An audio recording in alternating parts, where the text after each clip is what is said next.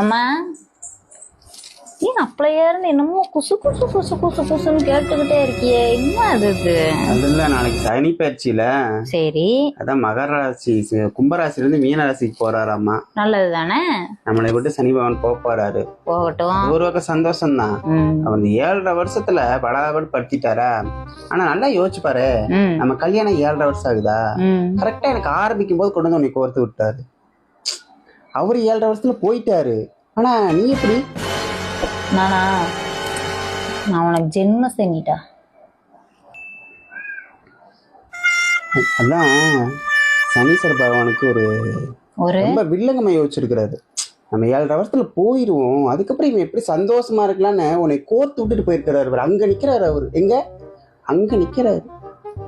எங்க நிக்கிறாரு? இந்த எங்க நிக்கிறாரு?